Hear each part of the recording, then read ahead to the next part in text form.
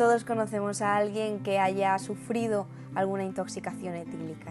Hoy, desde el área de prevención de Proyecto Hombre, queremos compartir con todos vosotros y con todas vosotras de qué mejor manera podemos actuar ante una intoxicación por alcohol. Lo primero, evita que se caiga si está de pie o caminando.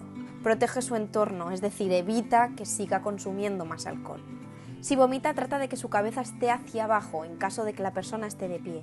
Si está tumbado, colócalo hacia un lado para evitar que se aspire en caso de vomitar. Abrígale para evitar la hipotermia que se verá agravada por el efecto del alcohol.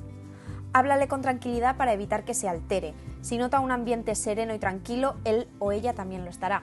Trata de evitar de que se duerma.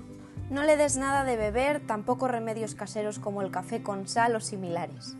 No le induzcas el vómito ni le animes a ello. Si la persona con intoxicación por alcohol no responde a tus estímulos, colócale de lado, en posición lateral de seguridad, de la siguiente manera. Túmbalo boca arriba, dobla el brazo para formar un ángulo recto con todo su cuerpo, con la pierna del mismo lado recta.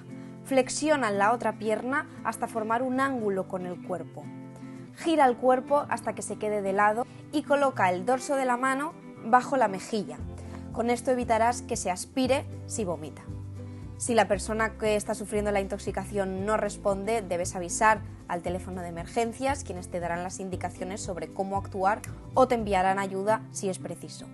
Nunca dejes a esta persona sola hasta que consiga un nivel adecuado de conciencia. Una persona con intoxicación por alcohol se irá recuperando poco a poco dependiendo de la cantidad de alcohol que haya ingerido.